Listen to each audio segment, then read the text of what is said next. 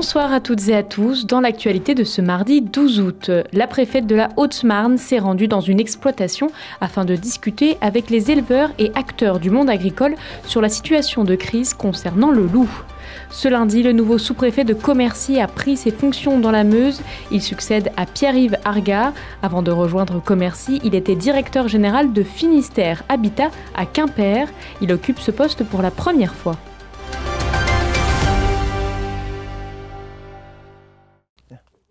La Haute-Marne est en situation de crise. Depuis le début de l'année 2025, près de 450 animaux ont été victimes d'attaques de loups. Sur le département, ce sont 45 éleveurs répartis sur 32 communes qui ont été impactés, 94 constats d'attaques typées loup qui représentent 86 230 € d'indemnisation de l'État aux éleveurs.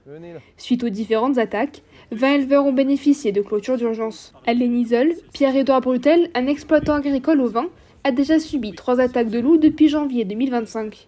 Alors, pour lutter contre les attaques, il a mis en place une clôture de protection un peu particulière.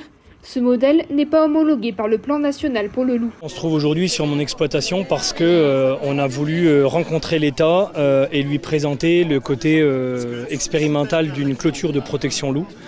Le cœur des débats depuis très longtemps en Haute-Marne, il est de dire que les moyens de protection actuellement mis en place par le PNA loup national n'est pas adapté à tous les territoires de France.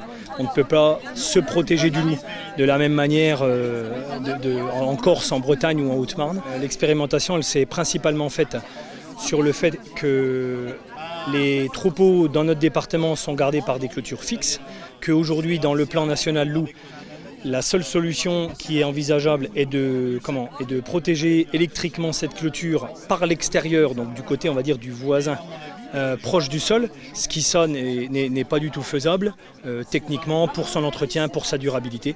Donc nous on a voulu adapter ce système-là, supprimer la partie électrique proche du sol et ne la mettre que au-dessus de la clôture et pouvoir verrouiller la base du sol avec uniquement un barbelé. La présence de l'animal sur le territoire est un vrai sujet de débat et d'inquiétude chez les éleveurs. Comment protéger les troupeaux? Que mettre en place pour prévenir des attaques?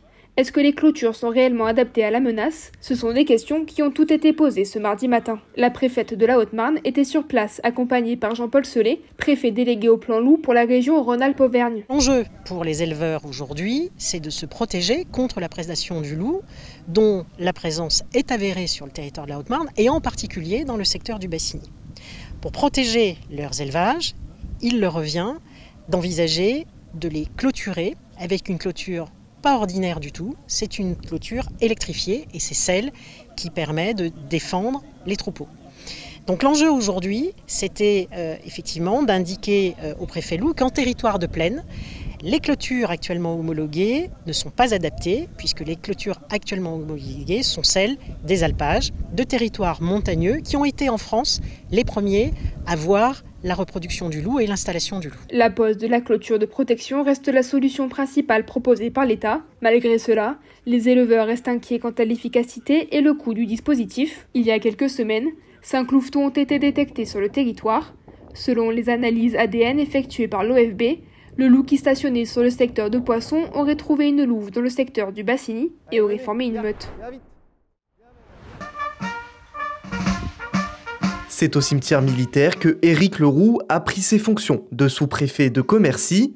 Comme le veut la tradition, il a déposé des gerbes de fleurs devant la nécropole. Il était dernièrement directeur général de Finistère Habitat à Quimper. Il occupe pour la première fois ce poste de sous-préfet. C'est aussi un retour aux sources dans le département meusien. Lors de son investiture, il a présenté plusieurs axes importants. C'est un grand changement, passer de la mer à Commercy, avec quand même une petite nuance, c'est que c'est un peu pour moi un retour aux sources, puisque je suis né à Verdun, mon père étant ancien militaire, et j'ai donc grandi en partie dans l'Est. Le premier, c'est la richesse naturelle de l'arrondissement, avec un ensemble de forêts et un ensemble de territoires de terres agricoles exploitées d'une très grande valeur et donc un investissement à préserver dans le domaine. Le deuxième, c'est une économie très intéressante avec un passé industriel qui aujourd'hui est en train de se réinventer. Et le troisième point qui est spécifique au département de la Meuse, c'est le passé historique très fort avec cette histoire qui est inscrite et profondément ancrée dans le territoire. C'est la fin de cette édition. On se quitte sur ces images de cette drôle de locomotive verte. Elle a son petit nom, c'est la Suzanne. Ce train à vapeur centenaire est classé monument historique. Situé à Bar-le-Duc, l'association qui le gère vous propose un véritable voyage dans le temps dans les années 1900. L'information continue sur puissancetélévision.fr et sur notre application mobile. Bonne soirée et à demain.